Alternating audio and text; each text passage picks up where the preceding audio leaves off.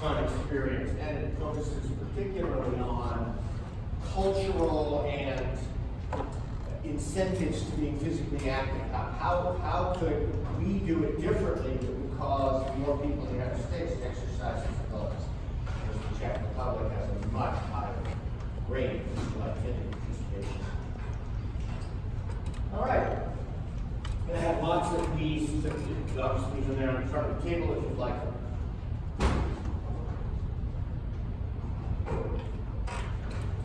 Next thing should be administrative, which is you have a lab this week.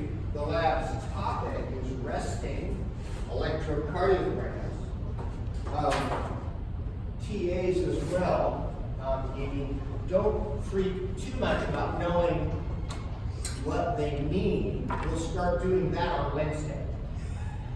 So right now we need you to gather some. Realize that electrocardiographic technicians in the hospital often have no idea how to interpret them. And this is the thing where you're going to be much further along by the time we get to the end of this class. Today and Wednesday in lab, focus on collecting good data, and then you'll understand what it means by the weekend. What else? Oh, for the very hairy guys, you may not want to be the first subject in the manuscript. Try to choose someone who's a little more glamorous. I think it's hairless. Because it's pain to shave, and you may choose to absent yourself to somewhere else and shave a little window once you've seen the pattern that's needed. All right. And Amy, can you fix it with Sahi, the time I was talking about? So you don't have to be here so early. That's just ridiculous. So today, we have we're back. Let's go to past first. So we have almost a week and a half of reviewing the content of NDE 110C, basic cardiovascular physiology. Then these last two lectures, we've tried to condense EXP 101, responses to exercise, into a single set of lectures. So now we're actually ready to begin our section that's going to be about disease, because that's what this course is. It's clinical exercise physiology. So what goes wrong with cardiovascular systems, what are the common diseases, then why is exercise so important as a diagnostic tool? I'll get to that by the end of today's lecture. So there's a couple of, I don't know if you noticed, but we're starting to get into the lectures that I designed from scratch. And so there's a couple of ancillary goodies. There's a one-page reading about different kinds of heart tests. There's also a little table. It's sort of like this is the University of Berkeley's wellness letter that tries to summarize this overview. And then this was mine of the document. This is the one that's most directly useful for what you're doing and what you want to know. So the basic point that we're about to discuss is that hearts are complex enough that it's hard to word out. Listen, people often come to me and say, they thought I had something was wrong with my car. Why did they do 5 different tests? All right. Well, because the heart's complex, it's sort of like you guys, that you're complex creatures, and you could have an emotional issue, you could have a lack of learning issue, you could be transported to a new, trying to explain why would someone drive. I had a dream last night that I was driving on the wrong side of the street. Emotional, cognitive learning, cultural. I'm suddenly in England, they're doing it different. Right? And so you have to examine all of those reasons to find out why that person was driving on the wrong side of the street. Well, when we look at the heart, it turns out that hearts are complex enough. They have different layers to them. And this creates a need to understand the different levels of how a heart functions. The main poem, the outline for the lecture is there. And the poem says, different techniques for skips, blocks, and leaks. Right? And you're trying to diagnose a skipped beat sort of phenomenon. That's almost always electrical, being electrocardiogram. If you have a blockage, say, of a leak, you have leaks of a valve, well, that's got to be listening auscultation, or its advanced cousin, the echocardiogram. And so you have to have, do you remember when you first learned how to use a dictionary? Second grade, I think. It was very frustrating because the teacher said, now first you have to know the letter, the word starts with. Whoa! Right, you're looking up phonetics with an F, and it was all very painful. Like, I have to say that in diagnosing heart stuff, you do have to kind of know which letter of the alphabet you're in, right? Am I in the electrocardiographic area? Am I in the valvular sound area? And so it reminds me of, I have so many people of Northern Indian extraction, because this teaching story is a Sufi teaching story that I am co-opting for my own uses. You know the story about the blind man and the elephant? Anyone heard this? It's very famous all through northeastern Iran, all the way into northern India. And so what's happening is there's a group of blind men, they're represented down here, and they're kind of walking along, hands on shoulder, and they hear this loud trumpeting and stop by the side of the road. And one of them calls out, is this the elephant? And the mahout, that's who drives the elephant, the mahout says, yes, she is a very fine elephant. She would like to come. And, we've never experienced the elephant before. We're so excited. And so they all come over to start lifting the elephant. And they rapidly fall into a great argument because this fellow said, the elephant is very much like a giant snake. Oh, my friend, you are so wrong, he's feeling the ears. The elephant is much like a giant carpet. Oh, I hate to argue with you, my two blind friends. The elephant is like the great column of a building. You with me so far? And they fall into this huge argument. And of course, the elephant is all over these things. So, you'll see that the heart, I think in my little outline, I say the heart is a mechanical, hydraulic organ. It has to do with pumping, and I'm sad that my computer-driven videos that show you some of this phenomenon is not working. I'll take it to the IT type today and maybe I can get it fixed for later, because they're very cool. Parts of electrical organ. There can be things wrong with the heart that are only purely electrical, and no amount of listening or hydraulic measurement will show you anything. The heart's an endurance muscle. And so just like any muscle, it needs a blood supply, and oxygen, and some of these details which you want to keep working. Each of these phenomena can be present totally as different as that from that. And unless you measure it the right way, you don't know what's going on. So that's sort of the big overview to today's lecture, picturing the heart. So the first thing I would say, I'm going to start with, this is an X-ray of the heart. You're all okay with this? Snapshot pictures, that is when you picture the heart in one instant, frozen in time. I have to say, these have real limitations because, let me just ask you some questions. What is the heart rate through this heart? See the problem? Real hearts move through time. Does this heart have a problem with systolic function or diastolic function? Even stuff that you could predict in a single beat, ejection fraction. Where's the ejection fraction of this one? Get it? You know very little about this. It is very cool. I mean, for those of you in anatomy, this is the diaphragmatic surface. Here is the left ventricle sitting over. This is the left atrium.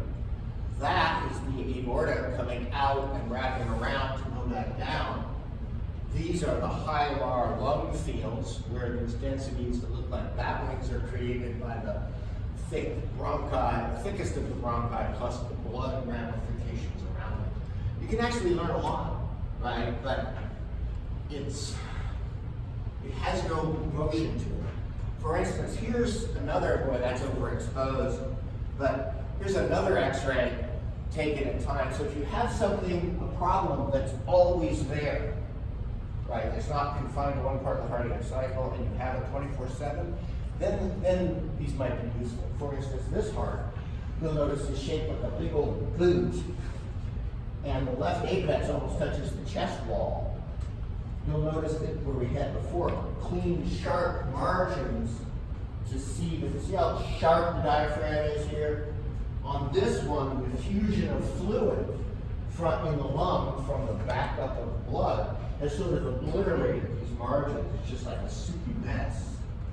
This person has congestive heart failure, right? And so this x-ray does tell you why they're so breathless in the ER, but it relies on the fact that they have to have something that's a 24/7 problem and has a visual concomitant.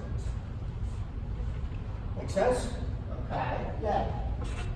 So, it's funny how a lot of people will think that somehow, okay, if I spend more money, this problem will go away. So here's a snapshot. It's a scanner itself. The hospital had to pay well over $1 million to acquire it. And each scan is costing thousands of dollars. With me? What you're looking at, you're looking down on the top of the heart. This is the vertebrae. This is probably the aorta coming up. This is the aorta going back down. And the cut has been taken. This is an ultra-fast CT scanner. And the cut is right at the atrioventricular sulcus. Remember, the very first vessels that come off the aorta are the coronaries. This is a right coronary. That is a shadow of the left, because you're kind of not on the level. And you see there's several very bright whitenesses that mean there's calcium in this coronary.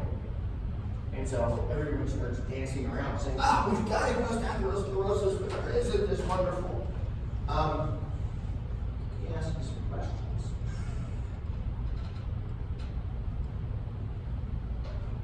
So, what percentage stenosis do you think these are? Are they 95% stenosis, meaning that the patient is on death's door, or are they 50% stenosis, which means they can probably do everything they need to do in their life without anything to do? Good job. Are you going to do a bypass to this? Are you taking this patient directly to surgery? And if you get her to surgery, are you going to do a stent placement with a balloon angioplasty, a very low invasive procedure? Are you going to crack your chest open with a cleaver? So you can't get any of that information from the shot. I mean, I'm not against the fact that you found this, but now you're obligated to do all these follow-up tests. You have to feel the rest of the elephant, basically. So, in summary, snapshots, things that reduce the heart to a single instant in time, tend to lack, of course, information about changes through time. And then they often lack, you see an anatomic thing, and it doesn't tell you the physiologic meaning of that. So, instantaneous images.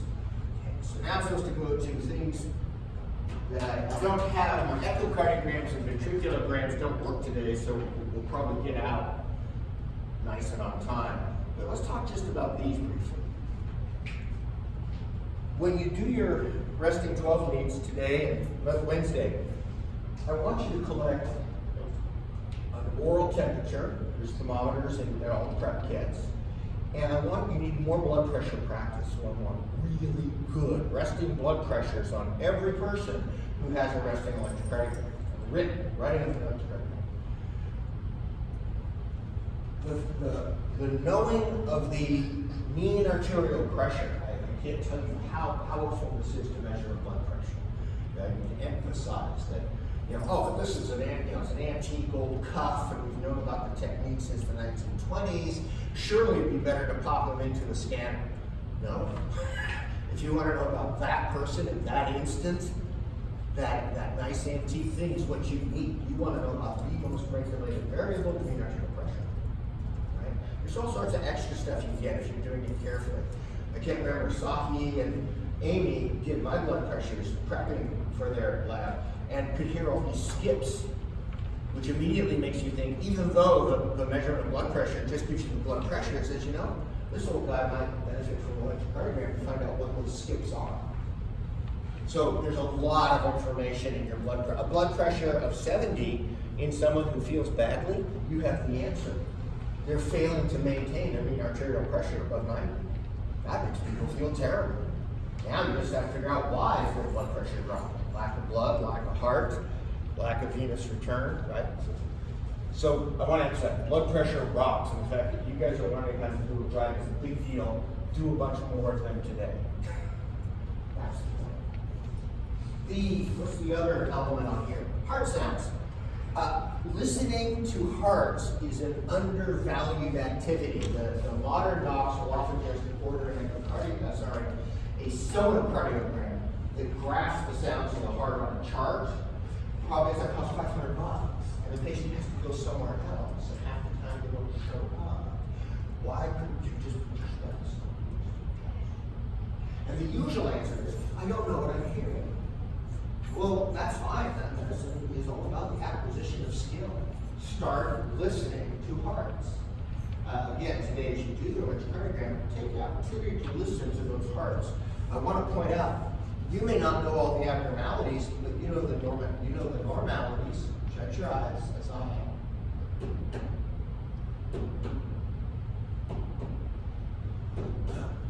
That's normal. That's normal, right? So shut your eyes again. So for instance, if you hear, that's a split first heart sound. If you hear, let's see, I can't make it sharp enough. If you hear, look, that is a murmur in the systolic phase, but it respects the first heart sound, so it's probably something to do with flow during ejection. See if I can do this one. The first heart sound is missing. And what this means is it's a systolic murmur, but as the instant the heart starts making force, it's creating flow. This implies incompetence of a valve, and it's almost always the mitral valve is regurgitating. So keep listening, and I will try to bring you some examples as we go along. The electrocardiogram, which is a technique that you're about to learn,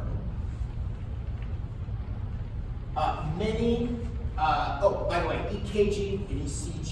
Many of you are learning it when you go to clinic, you'll hear ECG, standing for, because we spell cardiac in English with C. Old people, or traditionalists, on both, will use the German K, and Professor Einthoven in Germany, who built the first one in 1880. I'll show you a picture of it when you just put the fucking salt water. Cardiogram is spelled with a K. It also, there's other practical reasons for calling it with a K, but I'm not familiar with. So, if you have an electrical problem, oh, and by the way, when I say EKG, I want to be very clear, a Fitbit or a polar heart rate monitor do exactly none of the things that an electrocardiogram can do.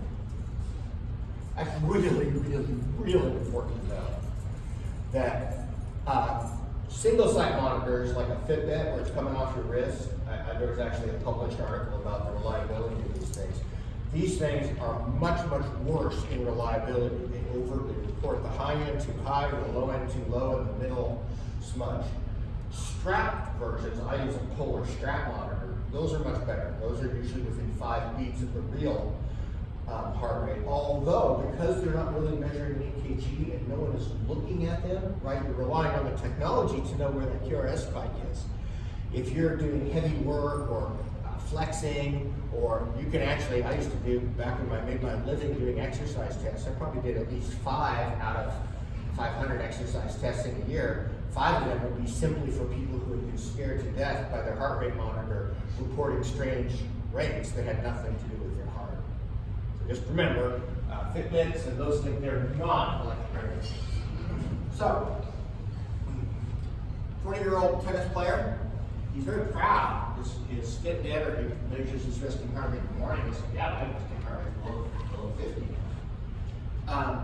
But he's complaining another thing. See, I'm in really great shape playing my tennis, but lately, when the rallies go long, if I don't ace them on the serve and have to rally, like I think I saw in the Australian Open final, I just feel so winded. This could be a lot of things. It could be asthma, it could be just heart failure, it could be a heart attack that's happened recently. You don't know what it is. So his Fitbit is telling him he's in great shape. You'll learn how to do this by the end of the week. 300, 150, a 100, 75, 60, 50. His heart rate here is about 48.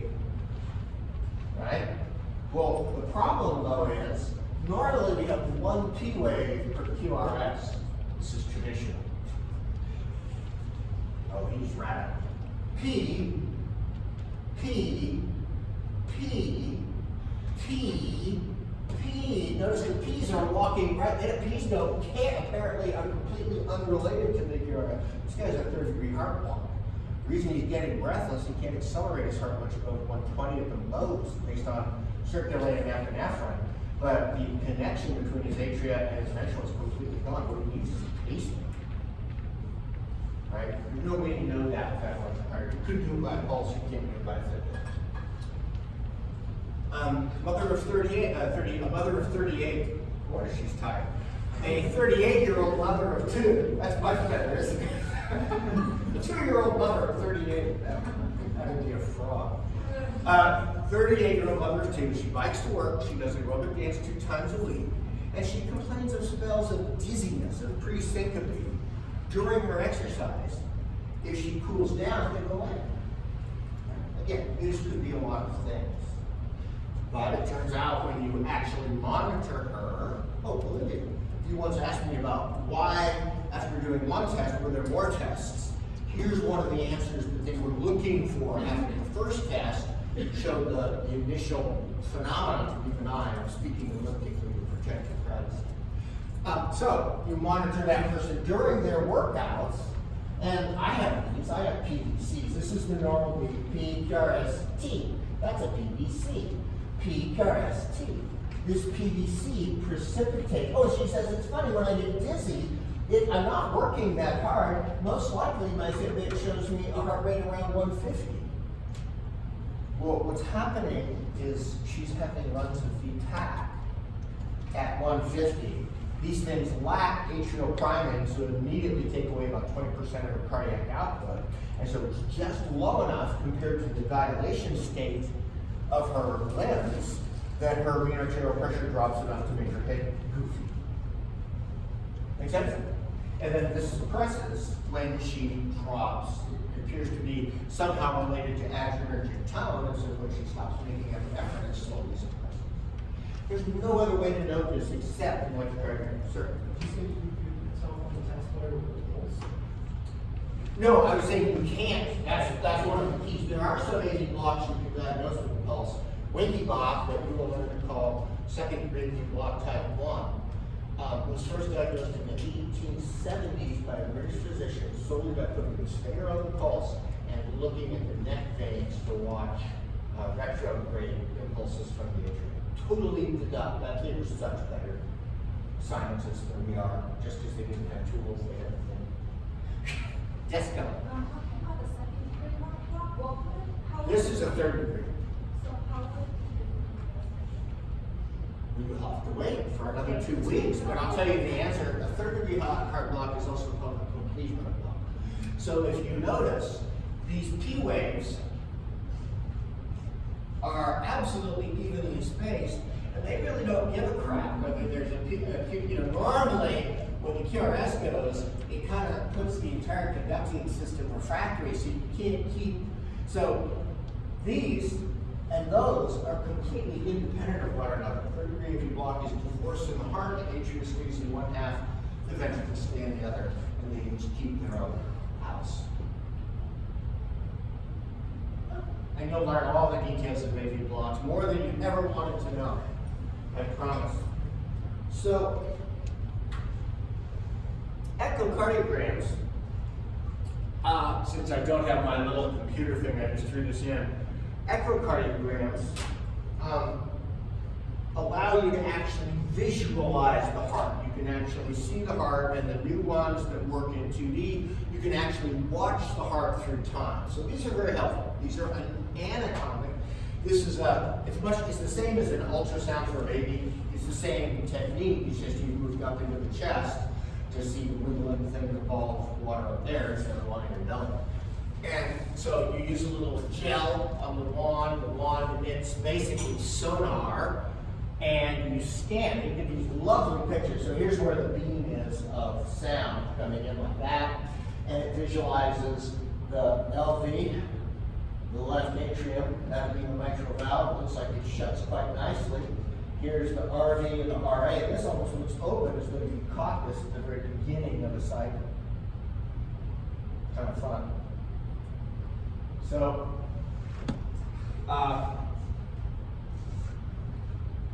echoes are the primo assessment of valve function, chamber size, and wall thicknesses. So when we go back, eventually we're going to go back to what is an enlarged heart. Echocardiograms are very good at doing the anatomic part. As I mentioned before, the drawback is you can't just take a size, 14 millimeters of wall thickness. That's not enough to know is this normal or abnormal. We may be doing it in Shaquille O'Neal, in which case his heart is as small as it's ever been. In Mary, it would be very concerning. It's like, why does she have 4 times as much heart as she ought to have? All right. Yeah, we are going to get done early because I don't have my videos, but that's okay. We'll do a good job today, and then maybe you get to see some videos on Wednesday. So, the last section that I want to talk about in my notes, so the heart is a mechanical hydraulic organ, the heart is an electrical organ, the heart is an endurance muscle that requires vascular perfusion. So the reason why this is so important is coronary blockages, atherosclerotic blockages of the inflow to a variety of critical organs like brain, heart, still the #1 cause of death in the United States. 1 in 4 people die of some form of cardiovascular disease, and 20%, 1 in 5, die specifically of atherosclerosis. I'm proud of what I devoted my career to trying to lower the risk of atherosclerosis in populations as sort of a public health thing, and we've actually dropped it by almost half. So our theories, and I'll be presenting about risk factor management and all that, they work. No reason we couldn't drop it again. Many third world countries where people don't have enough money for cigarettes and who have to actually work for a living in the fields, the incidence of atherosclerotic heart disease in Zimbabwe or Namibia is probably down below 10%. So we can do that. It just takes public will. So that means the tests for coronary sufficiency are kind of important. I will start by showing you, I think, the anatomic gold standard. If you're saying, so here's a heart looked at from the surface. It's been digested, leaving just the blood vessels. And so you can see the wall thickness is here, viewed from the side, and then this is the network like a trellis over the surface of the ventricular cavity. Notice that the coronary arteries tend to flow on the surface. The epicardial arteries, they're big, and they drop roots that ramify into the muscle itself. In atherosclerosis, a Greek-based word, this means hardening. Athero means literally orange. So if you have a roommate who cooks maltomeal or oatmeal, and then they put the pot in the sink and go to class without filling it with water, You know how when you come back and it's all stuck on? It's exactly what the anatomists, when they first saw this, there's porridge stuck on these organs. So this is a young coronary artery, probably about the size of my pointer in diameter. And this is how it's supposed to look. Open, remember that little dark area, that's the endothelial layer, one cell thick, like tile, one cell after another. That's atherosclerosis.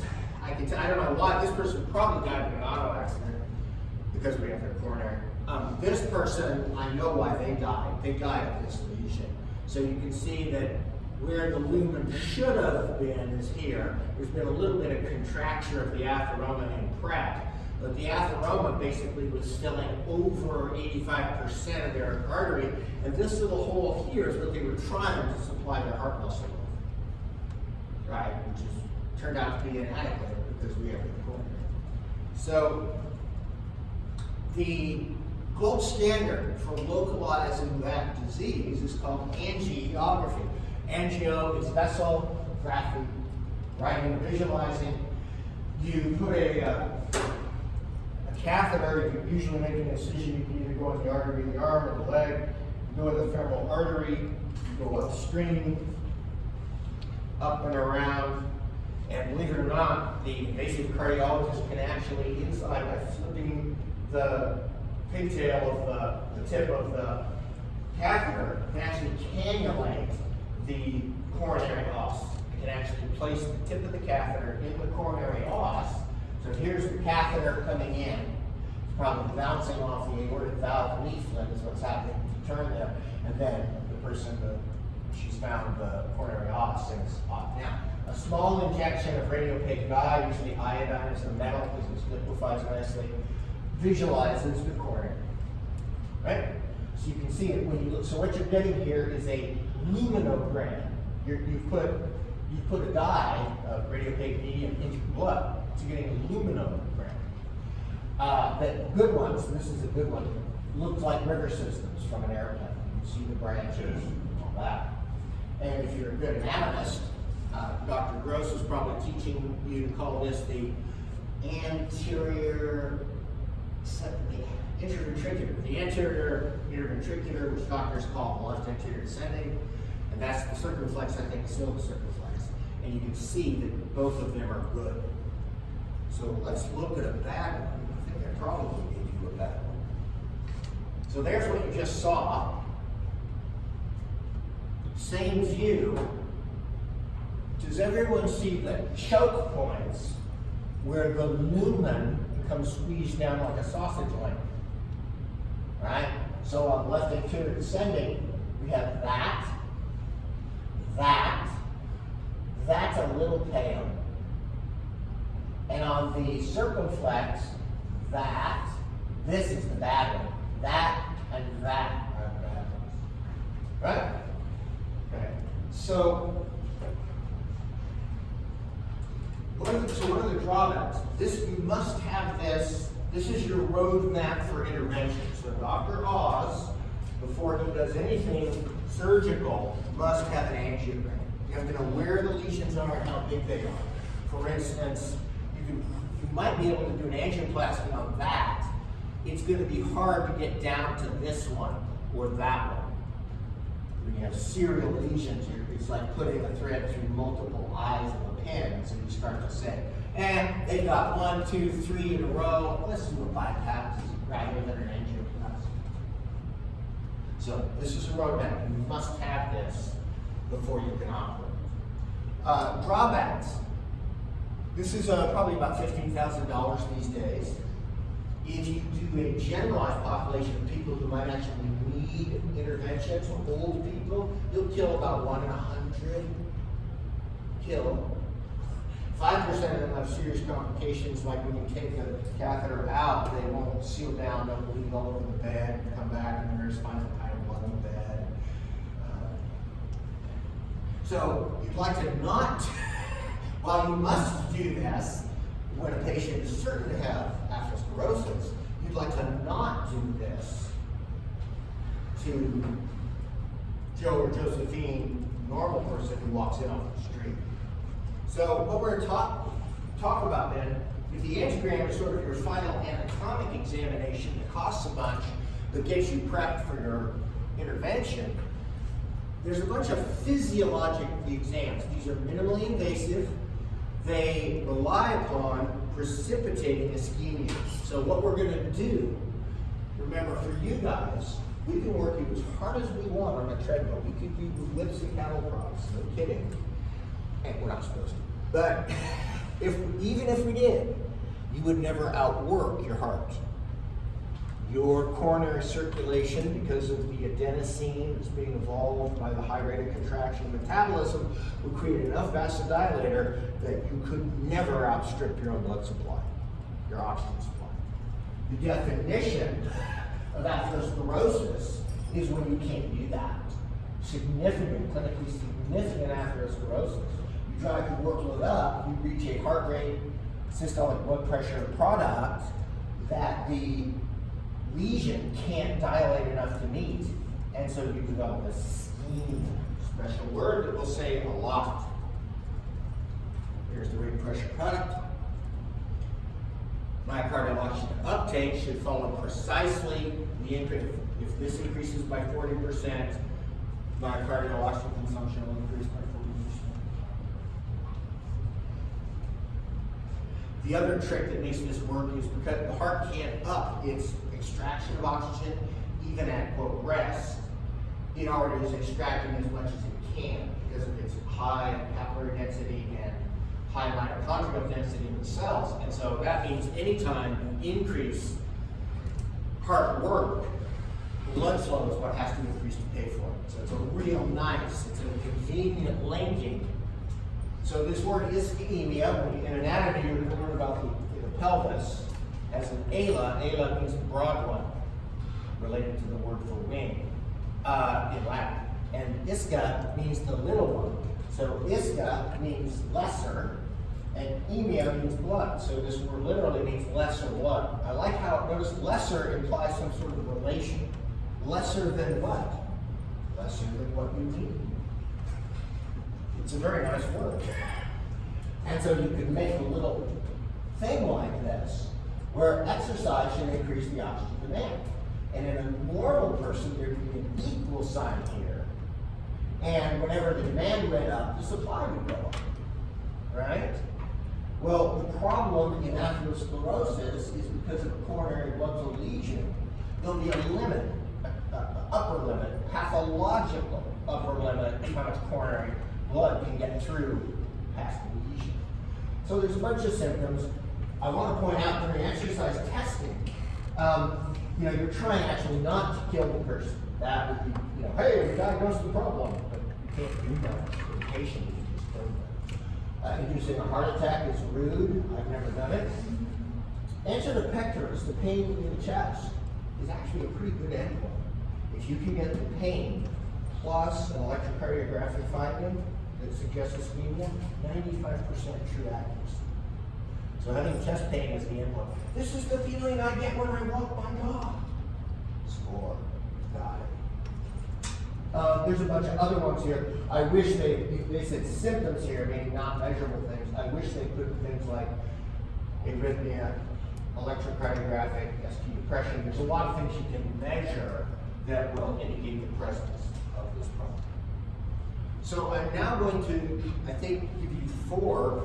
I used to run out of time with this lecture. I think we'll be on time, but I might have time left over on Wednesday to show you those things, the trick brain.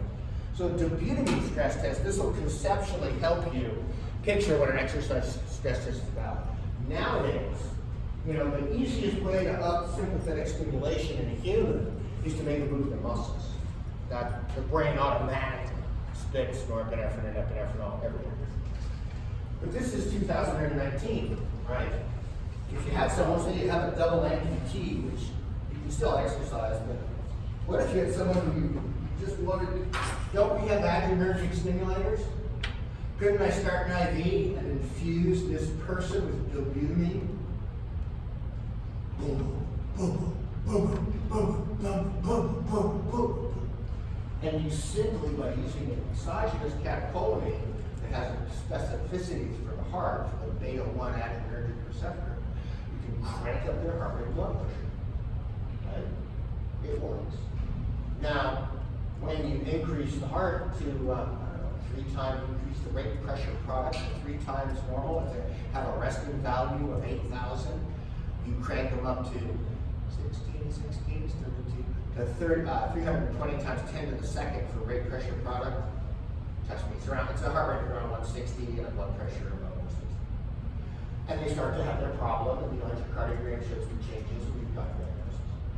They do these a lot in the hospital now. I'd say they scare me, because once you reach the rate pressure product, you have to be very patient and hopeful. The patient, with exercise, you stop the treadmill, within 2 seconds, the catecholamine spillage drops.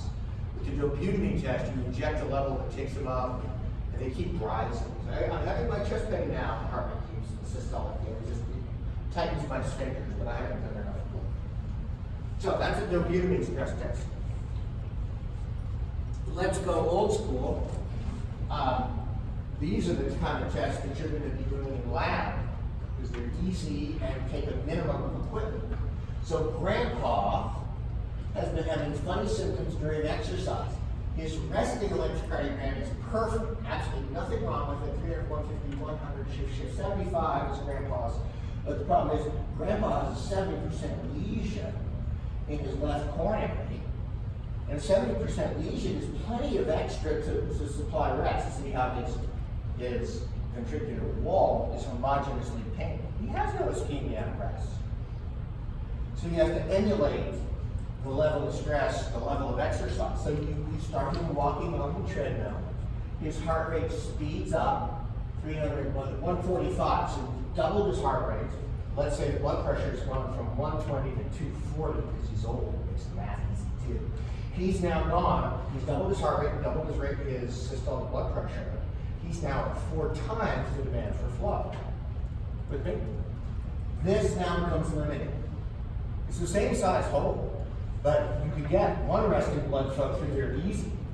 At 3, it started to become problematic. At 4, notice how this wall has become pale in the way that Benner has drawn it. It's exactly what happens if you could look at it. It becomes pale and cranky from a membrane depolarization point of view. So you haven't learned it yet, but see how the PR segment and the ST segment, P, Q, R, S, T, T. These two should be isoelectric. They should be at the same level. Notice that once you start to push Grandpa, his ST segment is falling below. It's like it's depolarized and can't repolarize. That's the very first sign you're going to get of ischemia. That ST depression, we'll learn all about it. And if Grandpa would be so kind as to say, I have my symptom now, boom, boom, that's a 95% true accuracy. The problem is where you have the symptom with no electrocardiographic change or electrocardiographic change with no symptom. Those are much inferior results. But here you're having an internal vote by the patient's sensory nerves and an external vote based on scientific measure of the membrane potential. That's truth. Am I making sense? Okay. You can do this in a bunch of ways. Oh look, here's Grandpa's test. I didn't even need to. Notice here you have isoelectric, PR, and ST. Here you have substantial ST depression. So the surface of the cell is having trouble getting ready for the next beat. Earliest sign of inadequate perfusion. I believe in this test, all they had to do was increase the rate pressure product by only 36%. That implies this person has a fairly big lesion there. How do you tell apart the T wave to the P wave on P, QRS, P, is that what you're asking? those two? Oh, you'll learn more. Another way you can do this is another hey, what fun. You can do stress echoes, where the person has no symptoms at rest, so you measure their echocardiogram at rest. Then you have them run on a treadmill to maximum, or you use an electrocardiogram to be safe. And as soon as they hit their peak intensity, they flop off the treadmill. There's no cool down. They flop into a bed, a gurney right next to the treadmill, and you do another echo. And what you'll see, if they truly have the disease, how good do you think this myocardium contracts when it's without blood for a minimal, when it uses up its oxygen supply over the course of 15 seconds? It stuns, literally. And so, whereas at rest, Grandpa was going, this will start to go, and you get a stun or akinetic segment. And then you say, okay, just keep lying in the bed, and as the heart rate and blood pressure drop, and blood supply becomes adequate, it comes back. So you're literally stun the myocardium and measure the akinetic wall segment. That's another manifestation of insufficient blood supply, just like electrocardiographic use. So one other way to do this is a thallium test. All of these are based on exercise. Thallium is a heavy metal that's several on the periodic table, like 3 rows down from potassium. And so the body uses it, recognizes thallium as though it was potassium. It takes it inside the cell. Because it's a heavy metal, you can get isotopes out of it. And so those isotopes will spontaneously decay. Use a very small amount of them. Now, if you're exercising hard, what should be the most active muscle in the chest? The heart. So the majority, what you do is you exercise someone on a treadmill, you do a normal exercise test with electrocardiographic monitoring, but when they hit peak work, you had already started an IV, the little pep block. And when they hit peak work, you inject the thallium. So if the rate pressure product of their heart is immense compared to every other muscle, most of that thallium is going to go into their heart. And so then you flop off the treadmill, lay on the gurney, the gamma counter comes in. As the isotopes decay, you start to get a picture. It takes minutes to get something that bold. But this is because the angle they're looking at, the left ventricular horseshoe with the valves up there. What if there was no blood supply or less blood supply to the apex? You get a picture that looks like that. Yes, Sahi. Say again. Louder. Thallium used in high doses because it's a heavy metal will poison rats. Remember Paracelsus, tis dose that makes the poison. Is it oxygen poisonous? It really is. 100% oxygen is very, very high for human beings. So this is tiny compared to that. Yes, it is used as rat poison. I once sent one of my patients off and he said, yeah, they gave me radioactive rat poison.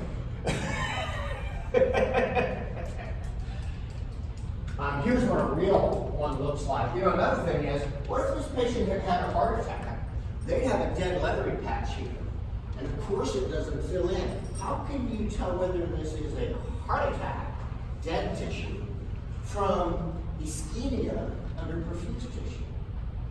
That's another beauty of the thallium test. Once they've done their maximum post exercise, you can just wait. Because if it's so it looks to me as though there might have been a true heart attack right down here at the base, right there. And there's a significant residual ischemia here. See how that fills in? So there's probably, when you do the angiogram after this to try to find who's doing that, who's blocking that, you might be able to prevent this heart attack from expanding into more heart attacks by finding the next significant lesion. Does that all make sense? So the language of this is, if this didn't fill in, it would be a fixed filling defect. That means it's dead tissue. If it fills in, we call it a reversible filling defect, and implies living muscle is still there, but there's a blockage between it and the blood supply. So that's actually, I'm pleased that the way this worked out by accidents, you've got a really good prep for what the exercise test and its logic is about. I would go to the IT guy and try to get the ventricular grant. They're really cool to look at actual hearts as they contract and watch the blood jet in the wrong directions. Those are fun. I'll see if I can get it prepared. Okay, I have an office hour now, from now until 11:30. Half of you have lab.